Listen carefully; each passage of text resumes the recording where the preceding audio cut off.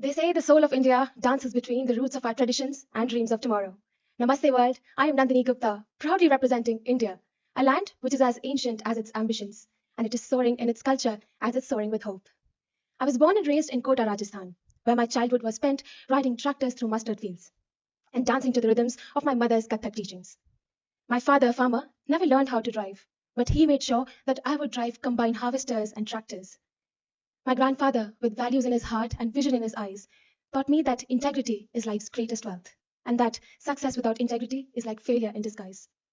From those fields, I was drawn towards numbers and finance, where I found myself loving them, enjoying them, and later I realized that numbers can tell deeply about human stories.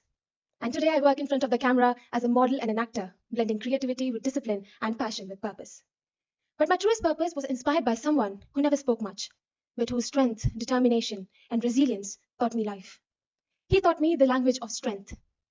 My paternal uncle, my chacha, who has polio in his tongue, developmental delays, and intellectual disability. People often used to make remarks such as mental, abnormal, psychopath, madman. And I was always used to think, what would happen to those who don't have the same love and support that my uncle has of my family? People who often consider themselves normal made abnormal remarks. And seeing him struggling in a world where he's navigating and fitting himself, which never paused to include him, I only thought that this requires change. And that question does not just linger, but it transformed into Ekta. Ekta means unity. And it's not just about making spaces for individuals, but it's about standing with them, next to them, tall, proud, and giving them an opportunity to inspire and uplift themselves. Project Ekta has reached over 3,000 plus individuals throughout India. I've danced with the children who are visually impaired.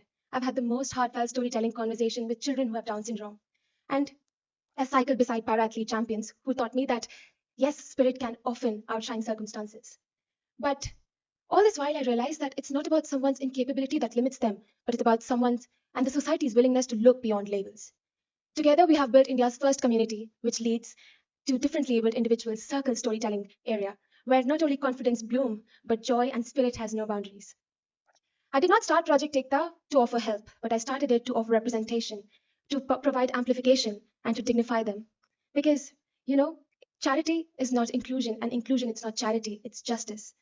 And that belief is what brings me here. I've carried the dust of my hometown while I was chasing stars in Mumbai.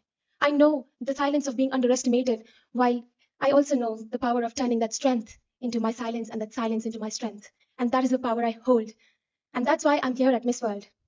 To every part of me, the daughter of the soil, the girl who believes that her uncle is a hero, and the girl who believes in numbers. She was waiting for this moment to stand here, to reciprocate that love, to not only to stand for herself, but for the people who don't are always told that they don't belong. And that's why Miss World means everything to me. It's not just a platform where I wear a crown, but it's a platform where I can speak for myself and I can get that spotlight to them. A light where a hand can reach and you can say that, you know what, you belong and you matter as you are. That's why I stand here in honor of them. And to not give anything, but to prove everything. And to not prove everything, but to give everything that I have. Thank you so much.